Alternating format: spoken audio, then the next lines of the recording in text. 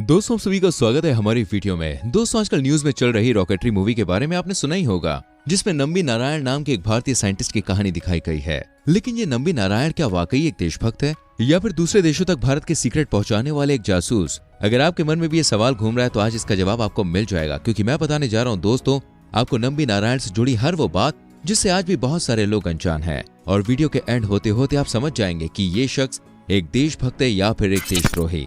तो चलिए बिना किसी देरी के शुरू करते हैं दोस्तों आज की इस वीडियो को। आगे बढ़ने से पहले अगर आपने हमारे चैनल को सब्सक्राइब नहीं किया सो प्लीज डू इट। सबसे पहले दोस्तों मैं आपको उनकी अर्ली लाइफ के बारे में बताता हूँ। तमिलनाडु के एक छोटे से शहर में जन्मे नंबी नारायण बचपन से ही पूजा पाठ और हिंदू धर्म को मानने वाले थे।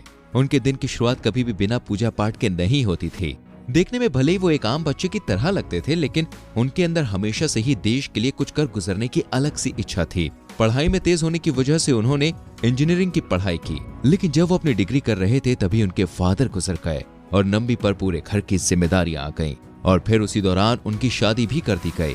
लेकिन जैसा कि मैंने आपको पहले ही बताया कि उन्हें बचपन से ही देश के लिए कुछ करने का जुनून था, इसलिए फटाफट अपनी डिग्री कंप्लीट करने के बाद उन्होंने इसरो ज्वाइन कर लिया, जिसमें उन्हें एज ए टेक्निकल असिस्टेंट रखा गया। लेकिन अपने पोटेंशियल और इंटेलिजेंस के चलते 3 साल के अंदर ही नंबी ने नासा फेलोशिप ले ली और उन्हें 1969 में प्रिंसटन यूनिवर्सिटी भेज दिया गया। वहां पहुंचकर नंबी ने केमिकल रॉकेट प्रोपोर्शनल में पढ़ाई की। इसके बाद वो लिक्विड प्रोपल्शन में एक्सपर्ट बनकर भारत वापस आ गए। अब मैं आपको बता दूं दोस्तों कि इस चीज में महारत पाने वाले वो भारत के पहले वैज्ञानिक थे। अब दौर शुरू हुआ भारत के नए जमाने का, जिसमें भारत ने नंबी की मदद से अपना खुद का एक इंजन तैयार किया और इसको नाम दिया विकास इंजन। विकास इंजन आज भी भारत की PSLV को पावर बनाने का काम करता है। इस इन्वेंशन के बाद नंबी का नाम नासा तक जा पहुंचा और वहां से उनको भारत छोड़कर आने का ऑफर दिया गया। नासा का नाम सुनकर दोस्तों अच्छे लोगों का मन बदल सकता है, लेकिन नंबी ने नासा के इस ऑफर को रिजेक्ट कर दिया। अमेरिका को ये रिजेक्शन कहाँ हजम होने वाला था, तो बस वहीं से शुरू हुआ एक गेम जिसमें शिकार होने वाला था नंबी सर का। 90s में भारत और रूस के बीच 235 करोड़ का एक कॉन्ट्रैक्ट साइन हुआ, जिससे भारत को नई टेक्नोलॉजी मिलने वाली थी। और उस टाइम अगर ये भारत के हाथ लग जाती तो भारत रॉकेट साइंस के रेस में अमेरिका को भी पीछे छोड़ देता। लेकिन अमेरिका इस बात को समझ गया था और इसी वजह से उस टाइम के प्रेसिडेंट जॉर्ज बुश ने रूस पर प्रेशर बनाया और कॉन्ट्रैक्ट हासिल करवा दिया। लेकिन नंबी नारायण और उनकी टीम पीछे कहां हटने वाली थी। भारत के इस जोश को देखते हुए इसरो के खिलाफ प्लानिंग कर रही इंटरनेशनल फोर्सेज ने नंबी को टारगेट करने की ठान ली और 30 नवंबर 1994 को उन्हें केरला पुलिस ने दूसरे देश को सीक्रेट इंफॉर्मेशन देने के जुर्म में अरेस्ट कर लिया।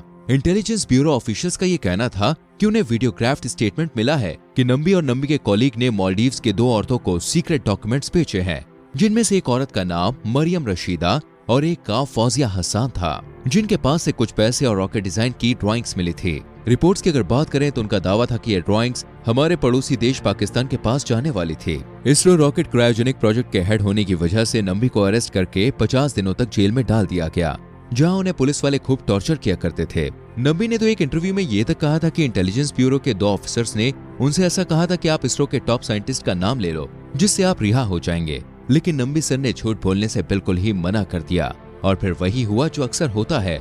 नंबी सर को इतना टॉर्चर किया गया कि उन्हें अस्पताल में भर्ती करना पड़ गया।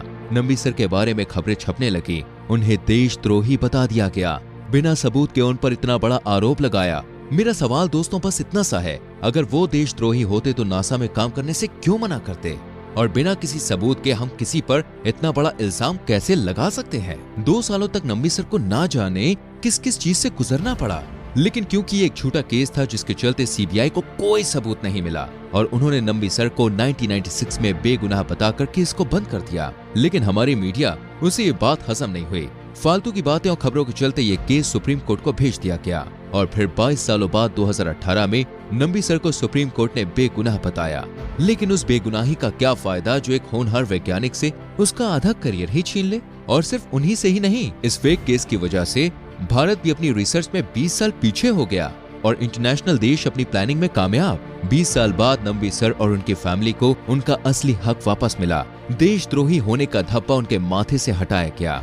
आज उन पर रॉकेटरी नाम की पिक्चर भी बन गई, जिसको देखने के बाद यकीनन आपको अपने ही देश की मीडिया पर जमकर गुस्सा आएगा, जो बिना जाने पूछे किसी को भी छापने की आदी हो गई है। बस TRP चाहिए उन्हें। केस सॉल्व होने के अगले ही साल दोस्तों नंबी सर को पद्म भूषण 2019 का अवार्ड दिया गया और उन्हें 50 लाख रुपए का कंपनसेशन भी मिला।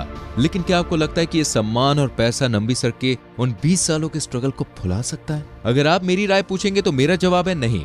जो इंसान देश की तरक्की के लिए नासा जैसी जगह को रिजेक्ट कर सकता है, उस पर उसी देश द्वारा लगाया गया देशद्रोही का इल्जाम उसके मन से कभी नहीं निकल पाएगा। मेरी देखिए आपसे रिक्वेस्ट है दोस्तों कि आप भी सिनेमा जाएं और रॉकेटरी मूवी अवश्य देखें, क्योंकि सिर्फ इसी तरीके से हम नंबी सर के लिए अपने मन के रिस्पेक्ट को दिखा सकते हैं। इस वीडियो को एंड करते हैं। नंबी सर के बारे में आपका क्या कहना है प्लीज कमेंट कीजिए, वीडियो को लाइक करके शेयर कीजिए और आने वाली वीडियोस को देखने के लिए चैनल को सब्सक्राइब करके बेल आइकन प्रेस कीजिए। मिलते हैं अगली वीडियो में, अपना ख्याल रखें।